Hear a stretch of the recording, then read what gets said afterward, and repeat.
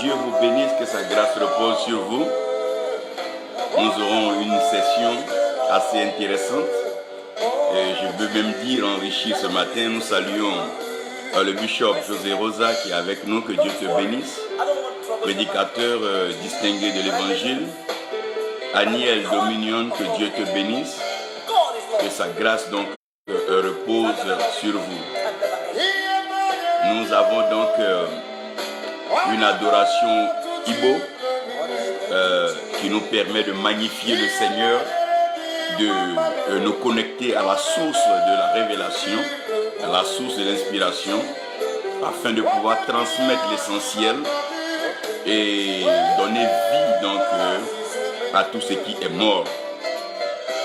Nous croyons que nous sommes dans des temps où le ministère doit être présenté dans sa plénitude, dans sa beauté et dans toute sa vérité. Nous bénissons le Seigneur pour l'évêque Nam qui est avec nous. Que Dieu te bénisse, évêque. Nous apprécions donc tes tournées missionnaires dans les nations et nous savons que le bilan d'âme sera très lourd et le royaume en sera fier.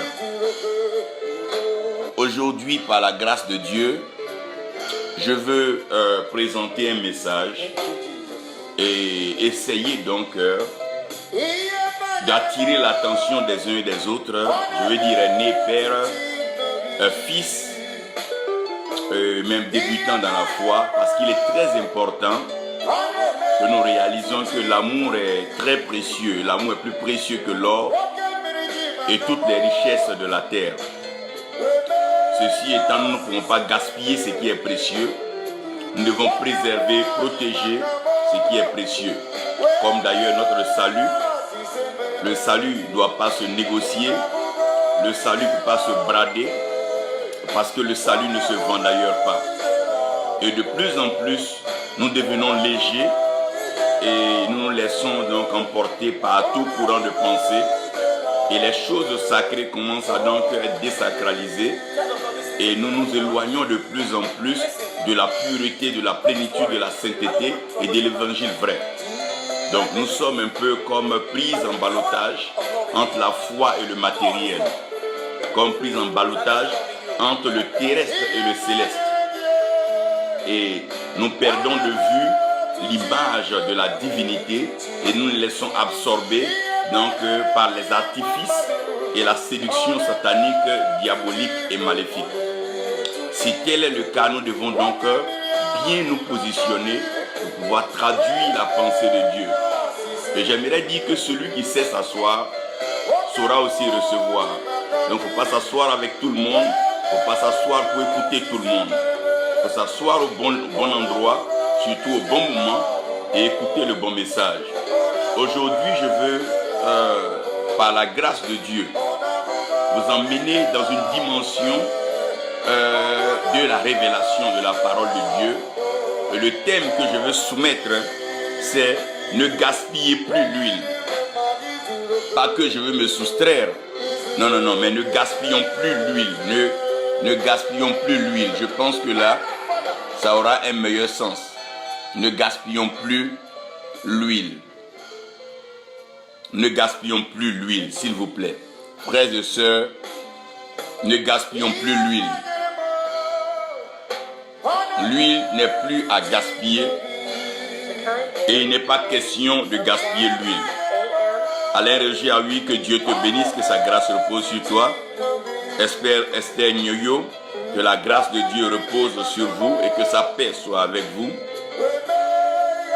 Nous allons donc regarder de près ce que le Seigneur veut que nous comprenions aujourd'hui. Et je vais soumettre donc à notre réflexion, à notre pensée, à notre lecture et à notre édification certains tests. Et le test majeur se trouve bien sûr dans le livre des rois. Et dans 1 roi chapitre 17, nous allons voir donc l'usage d'huile. Et dans 1 roi chapitre 19, nous allons voir un peu oindre, sinon transmettre les valeurs spirituelles à quelqu'un choisi par Dieu. dans Jean 3,16, nous allons expliquer maintenant l'amour de Dieu manifesté à l'endroit de l'humanité, du monde, afin que le salut soit manifeste et conçu pour l'être humain.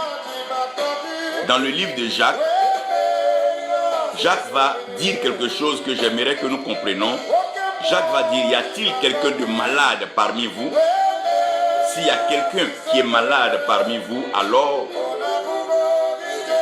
prenez de l'huile sainte et que les anciens partent prier et qu'ils le badigeonnent, sinon qu'ils le oignent d'huile afin qu'il soit guéri. Donc ça c'est un cas de guérison, mais pas un cas donc de transfert de grâce pour le ministère. Dans Apocalypse 6, le Seigneur est en train de présenter une image et cette image doit être précieuse pour nous tous. Il nous dira donc de ne pas mépriser, de ne pas gaspiller, de ne pas détruire, de ne pas nuire et de ne pas heurter l'huile et donc le vin. C'est comme s'il présentait l'olivier et la vigne comme étant des arbres auxquels l'homme doit faire très attention. Nous avons donc ces portions de lecture. Je crois par la grâce de Dieu que nous allons lire ce qui se dit et après la lecture, je vous parlerai. Nous avons ici Apocalypse 6, verset 6. Il dit, et jouit comme une voix au milieu des 4 animaux, disant, les 4 animaux, disant, une mesure de froment pour un denier et 3 mesures d'orge pour un denier. Et ne nuit pas à l'huile, et ne nuit pas à l'huile et au vin, et ne nuit pas à l'huile et au vin. Quelqu'un peut nous aider à écrire ça. Ne nuit pas à l'huile ni au vin. Ne nuit pas à l'huile ni au vin. Père spirituel, Père céleste, tu es l'autorité spirituelle suprême. Tu es notre Dieu, tu es notre Père. Tu es notre Créateur et tu es notre Maître. C'est toi qui conduis toutes choses, qui inspire en son temps le message pour ton peuple. Nous prions que tu puisses nous aider, nous inspirer et nous conduire pleinement dans ta volonté afin de faire ce qui t'est agréable pour recevoir ce que tu as prévu pour nous. Aussi longtemps que nous obéissons fidèlement à ta parole. Père, arrose-nous ce matin et apporte-nous la fraîcheur de ta parole au nom de Jésus. Amen. Que Dieu donc nous bénisse et que sa grâce repose sur nous tous. Et vous tous qui écoutez ce message, aurez l'occasion de partager ce message avec vos amis, vos frères. Sachez que nous sommes dans un temps de transition. Nous sommes dans une phase de transition et cette phase de transition a besoin d'être vraiment bien négociée. Parce que si cette phase de transition n'est pas bien négociée, nous risquons donc de reprendre, sinon de perpétuer les erreurs du passé. Si cette phase de transition n'est pas bien acceptée et que les enseignements qui viennent du ciel ne nous sont pas transmis, nous risquons de répéter les hérésies de la terre. En d'autres termes, nous sommes en train de vivre des temps où certaines choses commencent à être utilisées de façon abusive, de façon excessive, de façon incontrôlée et de façon ignorante aussi dans le royaume. Aujourd'hui, à tort et à travers, des mots se disent dans l'église, des paroles sont utilisées ça et là, sans qu'on puisse expliquer ce que ces paroles veulent dire. En dehors des paroles qui sont déplacées, ajoutées ou bien même occultées pour le plaisir du prédicateur ou des auditeurs, nous rentrons dans une phase où le prophétique entre dans l'aspect pratique. Et dans la praticabilité du prophétique, il est clair que tout prophète sache utiliser les éléments fondamentaux de la création. Donc il est clair qu'un prophète, un serviteur de Dieu, quelqu'un qui agit dans le prophétique, doit savoir utiliser la terre, comprendre le message de la terre, la texture de la terre et de quoi est-ce qu'a besoin la terre. Aussi bien que cela soit vrai, un prophète a besoin de connaître l'eau, donc les liquides, et comment est-ce que les liquides sont utilisés dans les vies des peuples et dans les vies des nations et dans les vies des hommes. Aussi bien que les liquides sont connus, il est important pour un prophète de savoir à quel moment on peut allumer un feu, à quel moment on peut activer un feu et à quel moment on peut donc invoquer le feu. De peur qu'à tort et à travers, pour un rien ou bien pour un petit truc, on puisse engager le feu.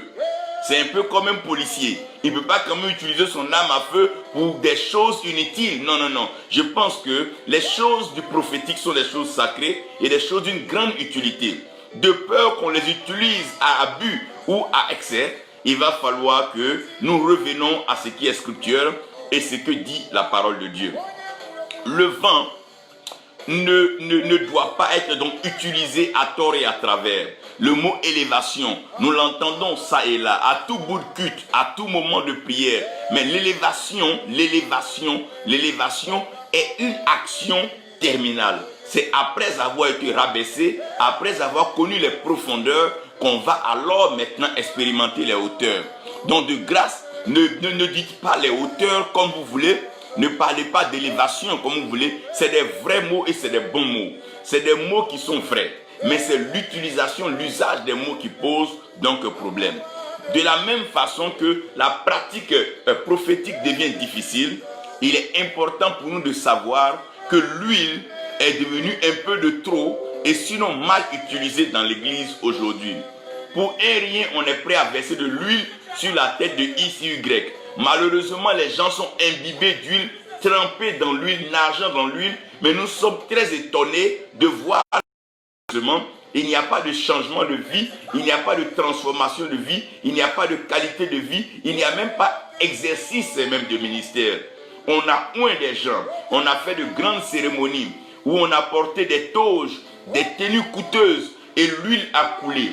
L'huile coule et l'huile continue de couler. Malheureusement, la nature christique, la vie de Christ, la révélation de la parole de Dieu, oh mon Dieu, n'est pas comme les vierges folles qui ont mis de l'huile dans la lampe, bien sûr, mais qui se sont permis d'allumer la lampe au moment où on avait moins besoin de la lumière. Au moment où la lumière devient utile, elles se rendent compte qu'elles ont gaspillé l'huile, elles ont utilisé l'huile pour ce qu'elles ne devaient pas. Voilà qu'au grand rendez-vous même du besoin d'huile, il n'y en a plus. C'est vraiment dommage aujourd'hui. Je ne sais pas combien de litres d'huile, combien de tonnes d'huile coulent aujourd'hui en ce moment et combien de litres d'huile vont couler encore dans les églises et dans nos cérémonies et nos séminaires. L'huile coule et l'huile coule à tort et à travers. J'ai été vraiment content et quand j'ai lu ceci. Élie est envoyé par Dieu chez une veuve. Et Élie est envoyé chez une veuve pas pour oindre la veuve. Élie est envoyé chez la veuve dans le but d'être abreuvé et d'être nourri.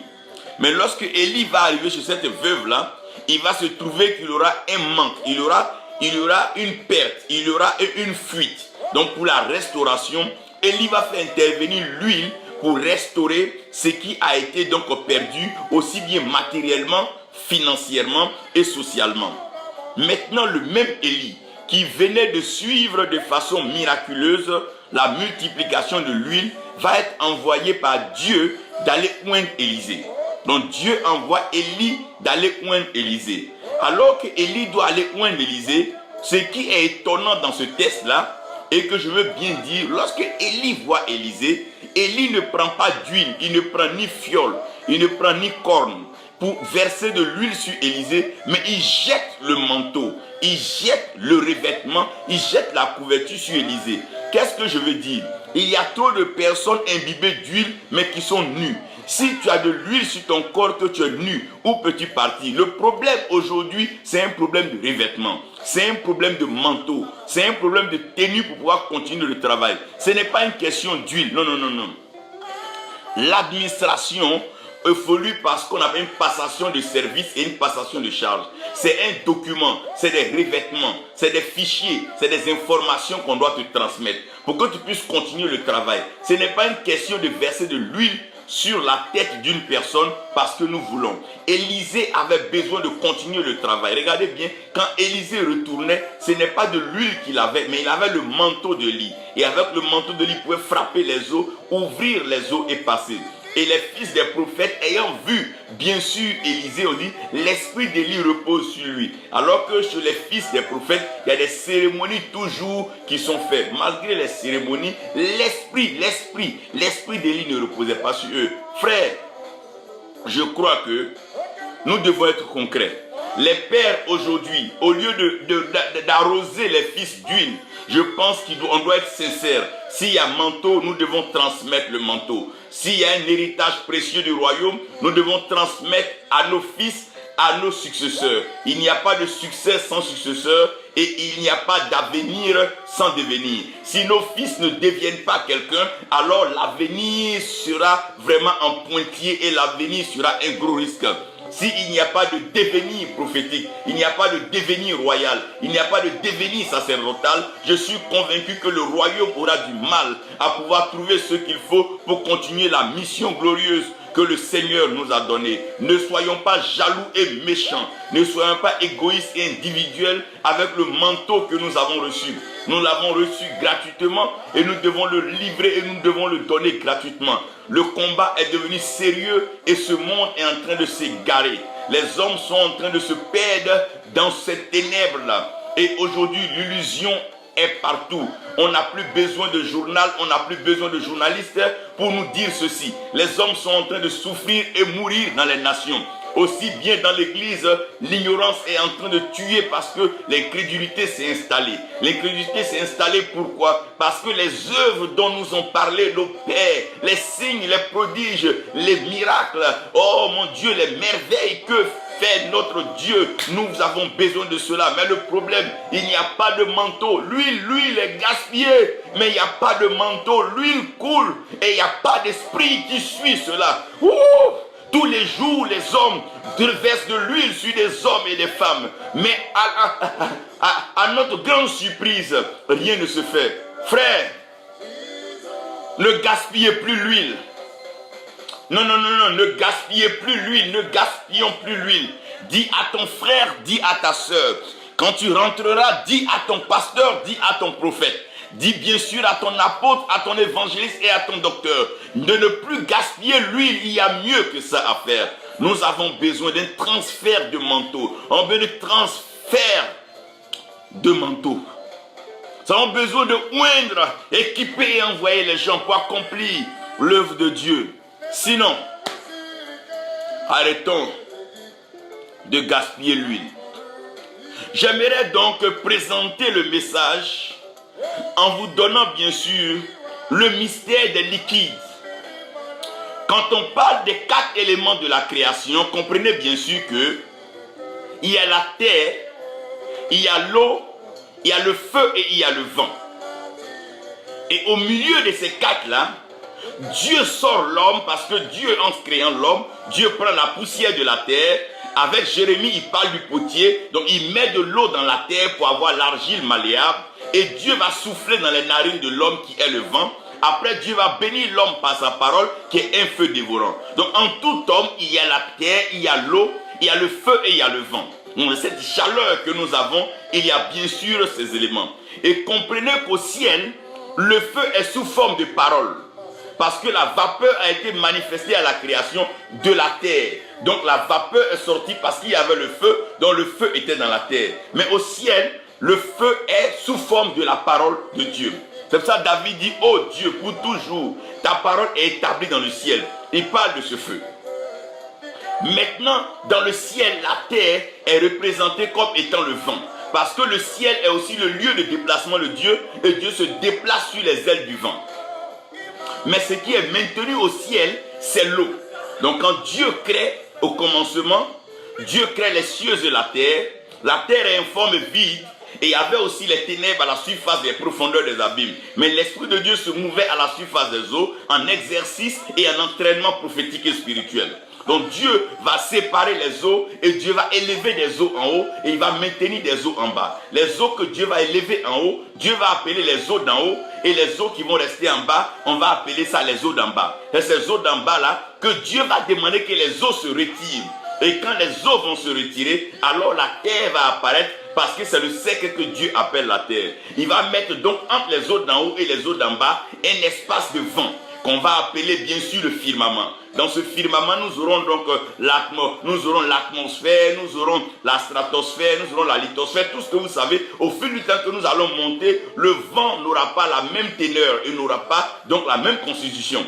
Ce qui fait que la respiration devient de plus en plus difficile, plus nous monterons. C'est en cela aussi que l'élévation n'est pas une chose facile à gérer. La hauteur donne plus de vertige que la profondeur. Dans la profondeur, nous n'avons pas de vertige, nous avons des doutes et des peurs. Mais dans la hauteur, nous avons des peurs et des vertiges. Donc que celui qui monte sache sur quoi il monte et qu'il attire dans les airs. C'est quand Christ sera élevé, quand la parole sera élevée et révélée, alors que les fils et nous serons attirés. Donc comprenez que l'eau a une fonction fondamentale. L'eau joue un rôle fondamental au ciel et l'eau joue un rôle fondamental sur la terre. C'est en cela que Jésus-Christ dit, si un homme ne naît d'eau et d'esprit, il ne peut rentrer dans le royaume des cieux. Et quand Jésus est en train de parler donc du principe de la spiritualité, il dit, Jean vous baptise d'eau. Ça veut dire que dans peu de temps, moi je vous baptiserai d'esprit et de feu. Pour dire que lorsque le baptême de feu doit avoir lieu, il doit avoir aussi un baptême d'eau. C'est pour ça que quand nous faisons des évangélisations, des appels d'âme, quelle que soit la puissance qui visite les personnes, quand ces personnes acceptent le Seigneur, nous cherchons de l'eau pour donc les plonger et dans le baptême. Ça veut dire que l'eau est indispensable pour toute opération. Lorsqu'on parlera de pureté, on parlera de laver, on parlera donc d'éponger, vous allez voir que l'eau devient indispensable. Ça veut dire que les liquides sont très importants dans le projet de Dieu. Lorsque tu vois un homme, le corps peut être contaminé par tout simplement le sang. Le corps peut être affecté par la sueur.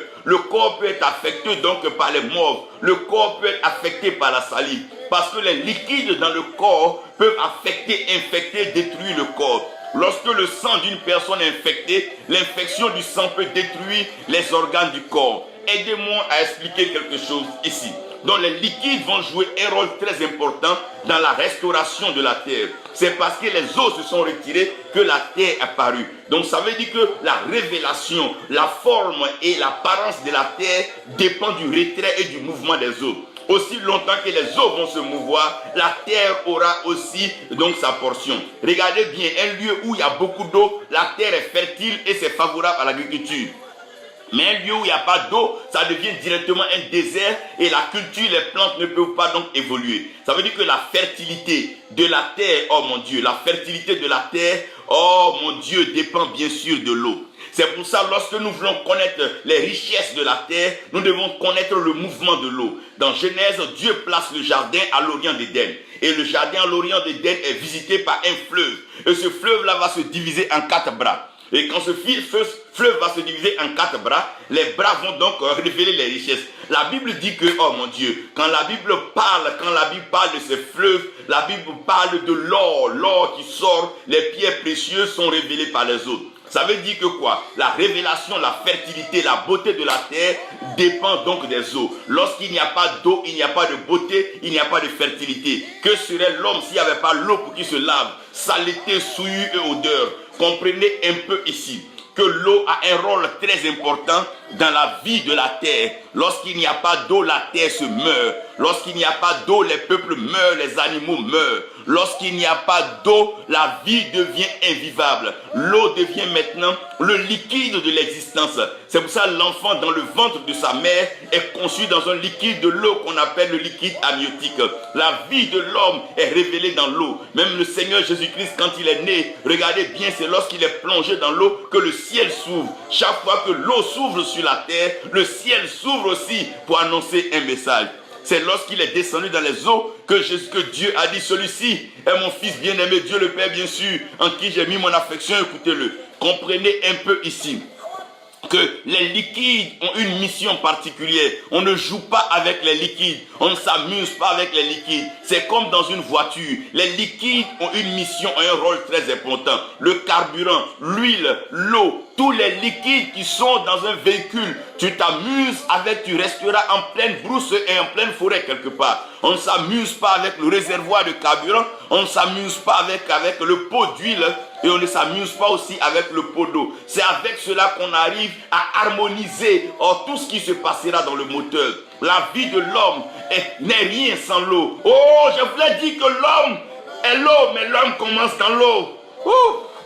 L'homme vit dans l'eau. Comprenez bien, c'est pour ça qu'un homme pleure quand ses larmes coulent. Ça peut apporter un malheur, une bénédiction, parce que l'eau affecte la terre.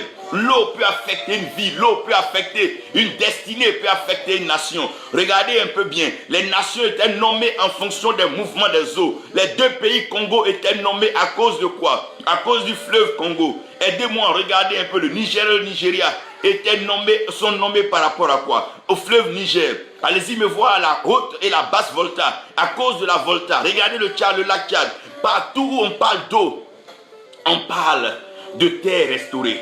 On parle de terre bénie. Ça veut dire qu'on ne s'amuse pas avec l'eau. Regardez bien les enfants quand ils commencent à grandir, ils aiment s'amuser avec l'eau, verser de l'eau à tort et à travers. Parce que les enfants comprennent déjà dans leur subconscient que là où il n'y a pas d'eau, la vie n'est pas paisible. Les enfants aiment passer le temps dans l'eau, les baignoires. Écoutez-moi bien, là où il n'y a pas d'eau, fuyez, il n'y a pas de vie. C'est pour ça que personne n'aime le désert et personne n'aime passer la vie dans le désert. Tout le monde aime être dans un lieu bien arrosé, en général, en bordure de mer à la plage, où bien sûr les cocotiers donnent le coco et le vent souffle, mon Dieu. Là nous pensons, nous écrivons, les rêves sont profonds et la révélation est correcte, parce que là-bas nous pouvons encore nous abreuver à la source de Dieu et nous nourrir des poissons et de repas aquatiques. C'est beau, ça donne la longue vie, parce que là où il y a l'eau, la vie est préservée. Là où il y a l'eau, la vie est belle et la vie est bonne. Nous avons besoin d'eau.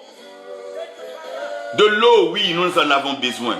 Ça ne nous donne pas aussi l'occasion de vendre l'eau à tort et à travers. Non, non, non. D'utiliser l'eau à tort et à travers. Je veux parler de l'utilité, la mission de l'eau. L'eau vient pour quoi? Pour révéler la terre et la rendre fertile. L'eau vient pour la révélation de la terre et la fertilité de la terre. Là où il n'y a pas d'eau, il n'y a pas de révélation et il n'y a pas de, oh mon Dieu, il n'y a pas de fertilité. Parce qu'on ne peut pas voir un homme à travers la terre. Le seul lieu transparent dans lequel un homme peut se voir comme un miroir, c'est l'eau. La Bible dit dans Proverbe que comme dans l'eau, le visage révèle le visage, alors le cœur de l'homme répond à l'homme. Ça veut dire que c'est dans l'eau qu'un homme peut se voir. Donc à la création, l'Esprit de Dieu se promenait à la surface des eaux pour repérer le visage de Dieu. Une fois que le visage de Dieu a été calqué, Dieu maintenant monte au créneau et il fait l'homme à son image et à sa ressemblance. Et il nous lave, il nous plonge dans l'eau comme étant une photo qui avait été prise. Le négatif est donc soumis à l'eau, un traitement dans l'eau. Et nous sortons l'image, nous sortons le positif. Dieu est un Dieu merveilleux. Dieu est un Dieu glorieux. L'eau vient pour révéler la vie. L'eau vient pour rendre fertile la vie. Donc comprenez que quand un prophète a une affaire d'eau, il ne joue pas avec ça. C'est l'eau qui a révélé Moïse, parce que Moïse veut dire sauver des eaux. Moshe, sauver des eaux. C'est l'eau qui a révélé Moïse. Et c'est l'eau qui a donné la plus grande victoire à Moïse, agglutissant ses ennemis, Pharaon et son armée dans la mer Rouge. Parce que l'eau révèle la terre, l'eau rend la terre fertile, l'eau accorde de la valeur. L'eau est une valeur indissociable à tout ce qui est vie, à tout ce qui doit réussir. L'eau. Ouh! Parlant d'eau, là, j'ai une petite soif.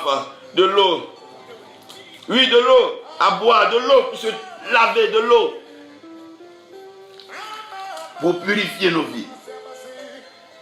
Après l'eau, nous arrivons au sang. La Bible dit que il n'y a pas de rémission de péché.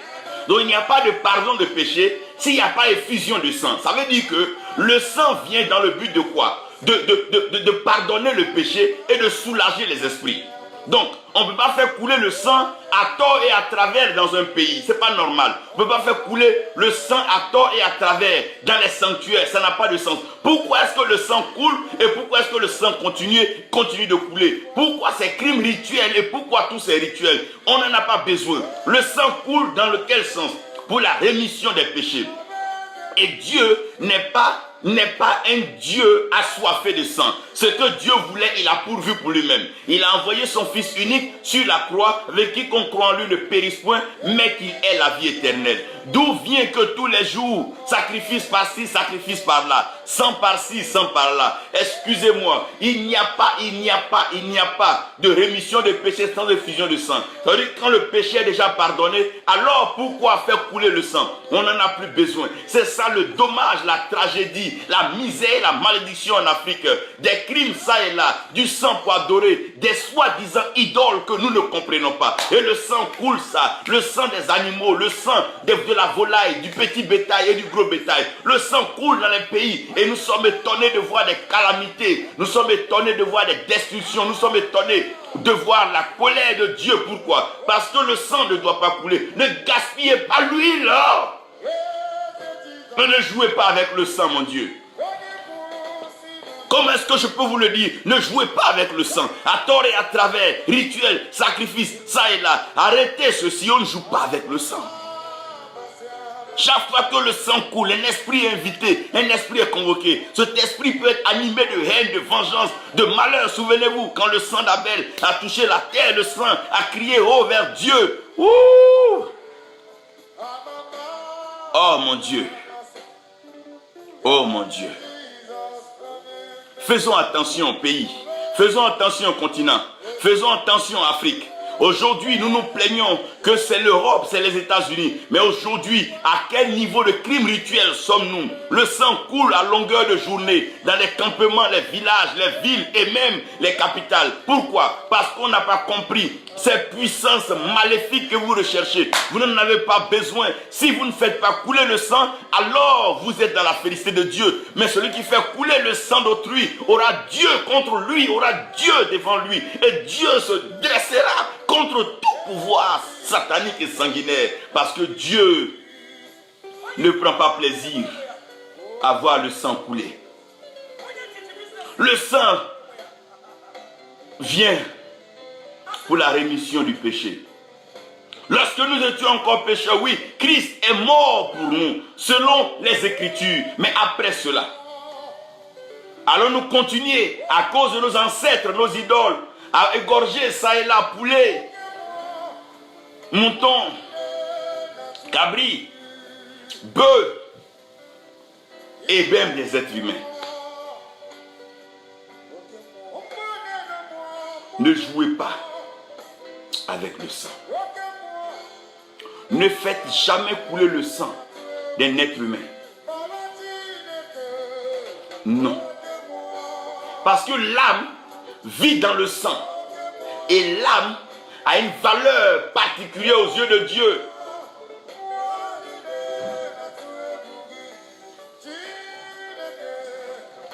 Le lait et le miel. Quand Dieu les fait sortir d'Égypte, il les fait traverser deux liquides, l'eau et le sang, comme un enfant qui naît.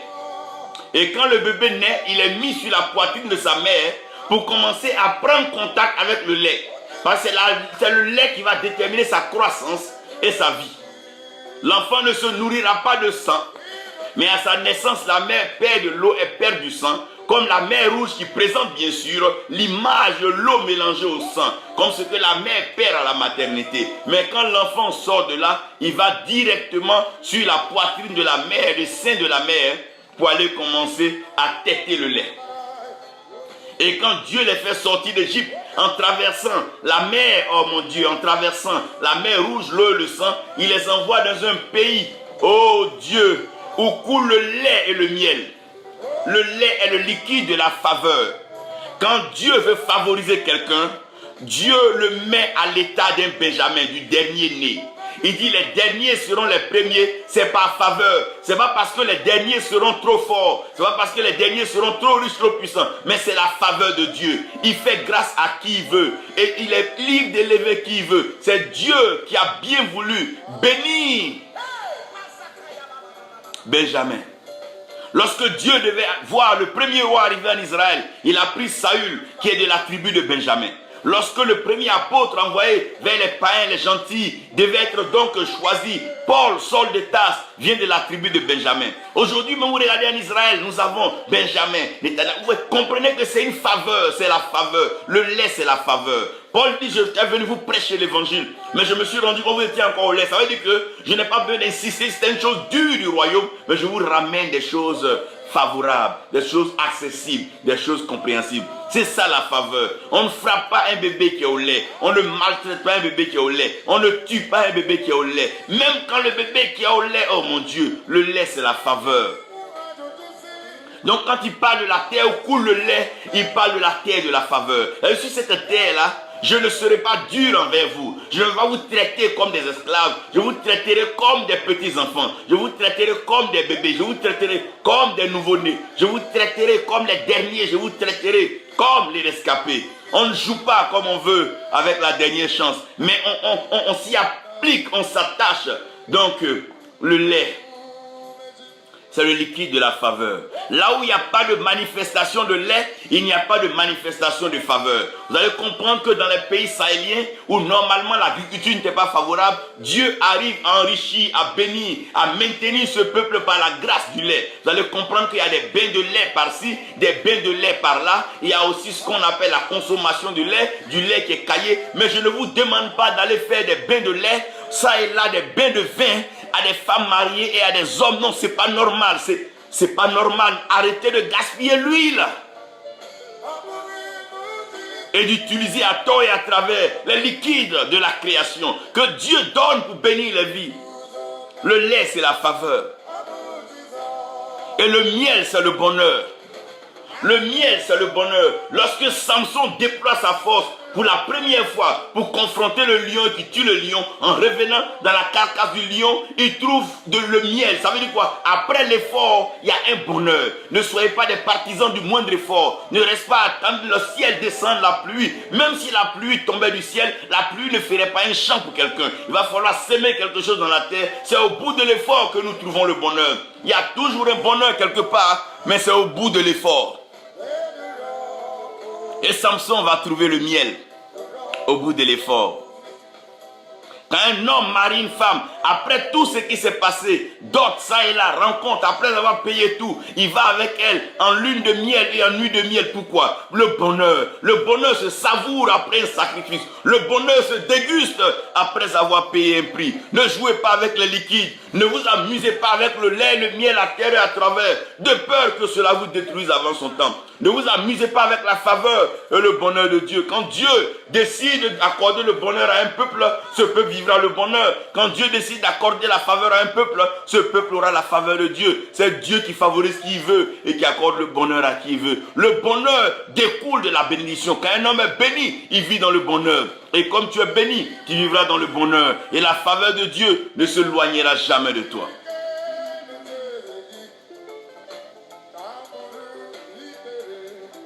Après, bien sûr, l'eau, le sang, le lait et le miel, j'aimerais terminer par l'huile.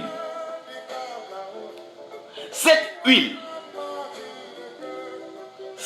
huile qui est vendue à tout bout de champ, qui est prise ça et là, transportée en sac, en valise. Qu'est-ce que l'huile fait?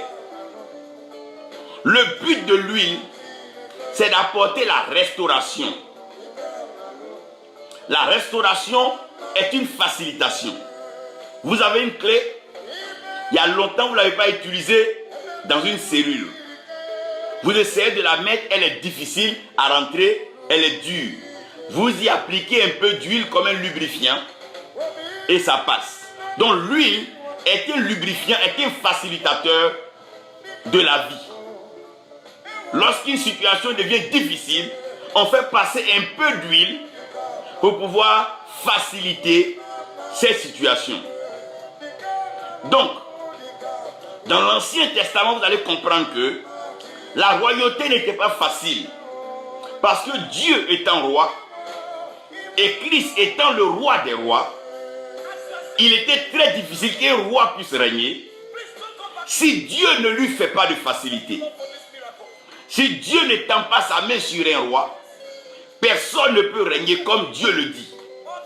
Parce que les peuples sont compliqués, les peuples sont difficiles à traiter. Et puisque le peuple a besoin de quelqu'un qui aura une sagesse et une compréhension des choses du ciel et de la terre, il va falloir que ce dernier-là trouve donc cette grâce de la restauration qui est l'huile. Donc vous allez comprendre que dans la Bible, chaque fois qu'un roi devait être établi, donc dans le cas d'un établissement, l'huile venait pour couler sur la tête de ce dernier, afin que ce dernier-là puisse servir Dieu dans le peuple et devant le peuple, sans toutefois faillir au plan de Dieu, sans toutefois se détourner des plans de Dieu. Donc David n'a pas eu besoin de l'huile pour chanter les cantiques, les psaumes. C'est l'Esprit de Dieu, la grâce de Dieu. Mais pour être roi, pour s'asseoir sur le trône, il fallait alors que Samuel vienne le oindre. Dieu dit, va le oindre comme roi pour Israël. Il n'a pas dit à Samuel d'aller le oindre comme prophète ou comme sacrificateur. Non, va le oindre pour qu'il soit roi. Donc dans l'établissement dans une fonction, on oint la personne. Quelqu'un a été par exemple élu chef, pour qu'il puisse s'asseoir et que la grâce de Dieu lui soit manifeste, on verse de l'huile sur sa tête pour qu'il ait la facilité de comprendre certaines choses que les hommes ordinaires ne peuvent pas comprendre. Quelqu'un est un homme d'affaires, à un moment les affaires deviennent compliquées dans sa vie, on le reprend, on le fait asseoir sur le fauteuil, on le oint devant tous les challenges afin qu'il y ait une facilité. On l'établit pour un rétablissement. Ou bien une veuve ou une femme a des difficultés pour nourrir la famille, payer le loyer, envoyer les enfants à l'école, on prend de l'huile et on touche la personne et on touche la maison afin que la faveur de Dieu, la grâce de Dieu se manifeste dans la maison. Et encore, Jacques va dire, si quelqu'un est malade, si un ancien, si quelqu'un est malade, un membre de l'église est malade, on ne va pas le oindre pour être. Mais que les anciens prennent de cette huile sainte, qui partent vers lui, et qu'ils le badigeonnent, qu'ils le oignent d'huile. Et si on le oint d'huile, il sera guéri. Donc l'huile intervient toujours dans la restauration, l'huile intervient toujours dans l'établissement et le rétablissement. Par exemple, un homme est marié et il n'a pas tout ce qu'il faut pour jouer son rôle d'homme. On peut l'établir en qualité d'homme, on peut l'établir, l'huile est utilisée pour établir. Mais l'huile n'est pas utilisée pour transférer la grâce. L'huile n'est pas utilisée pour transférer la faveur. L'huile n'est pas utilisée pour transférer la vie. Non, c'est pour ça qu'un homme ne peut pas boire de l'huile et puis vivre. Non, on boit de l'eau pour vivre. Comprenez-moi très bien. Maintenant, ces quatre liquides, quand vous les mélangez, vous les mettez ensemble, vous allez comprendre que toujours l'eau reste en bas parce que l'eau est lourde. Et si l'eau reste en bas, vous allez comprendre que le sang va suivre. Le lait et le miel vont s'établir et l'huile restera toujours à la surface. Parce que l'huile a la capacité de submerger. L'eau a la capacité d'émerger. L'huile a la capacité de pouvoir prendre le dessus. L'huile a la capacité de pouvoir rester à la surface. C'est pour ça que celui qui a de l'huile sur sa tête reste à la surface, reste à la tête et reste toujours devant. Parce que l'huile est le liquide de l'établissement et l'huile est le liquide de rétablissement aussi dans le cas de santé.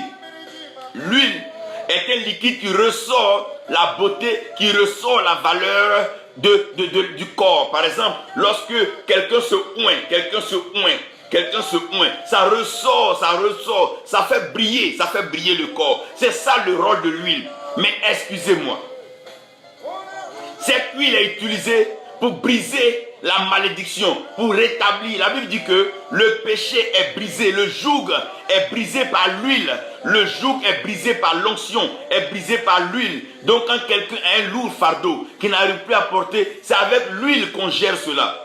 C'est avec l'huile qu'on arrive à régler cela. Maintenant, à part cela, quand vous lisez dans le Nouveau Testament, même quand ils ont fait le tirage au sort de l'apôtre, ils ne se sont pas amusés à mettre de l'huile à tort et à travers sur les têtes. Jésus lui-même qui a choisi ses disciples, il n'a pas mis de l'huile sur leur tête. Frère, venez comprendre une chose ici. L'huile est devenue de trop et ne gaspillez pas l'huile. Excusez-moi. J'aimerais être encore plus dur et même plus précis ici. L'huile n'est pas utilisée pour transférer une quelconque puissance, une quelconque faveur. Non, non. L'huile est un facilitateur. L'huile vient pour favoriser des choses qui n'étaient pas faisables. Ce qui est impossible aux hommes est possible par l'huile, oui. Mais lorsque Dieu appelle quelqu'un, Dieu transfère son esprit en la personne. Et en cette personne, ce n'est pas de l'huile qui vit, mais c'est Christ qui vit. Parce que Christ est loin de Dieu. Christ est loin de Dieu. Au lieu de mettre de l'huile sur la tête des gens chaque jour et ne pas favoriser donc les cheveux et que les cheveux ne poussent pas bien, mettez Christ en eux. Ce dont ils ont besoin, c'est le Christ en eux. Paul pouvait dire Christ en nous, l'espérance de la gloire. Ce n'est pas de l'huile sur nous qui produit la gloire, mais c'est Christ en nous, le Christ qui est en nous. Celui qui est en nous, le sage, l'admirable conseiller, le Messie, le souverain sacrificateur, le Dieu des cieux, celui qui a conçu toutes choses. C'est lui que nous devons mettre dans les personnes. Lorsque les gens viennent pour les cérémonies d'ordination, ne nous laissons pas donc détourner par les offrandes d'argent, le peu d'honneur qu'on nous accorde, les salons d'honneur pour nous faire asseoir dans les salons privés et nous donner donc quelques offrandes. Non, non, non. Prenons la peine de transmettre le Christ en eux. Arrêtez de verser de l'huile sur la tête du diable. Arrêtez de verser de l'huile sur la tête du diable, mon Dieu. Arrêtez, mon Dieu, de me verser de l'huile sur la tête du chauve, mon Dieu. L'huile, oh mon Dieu, cette huile, elle coule depuis la tête d'Aaron. Écoutez-moi bien, elle coule même pas sur la tête de Moïse. Attention.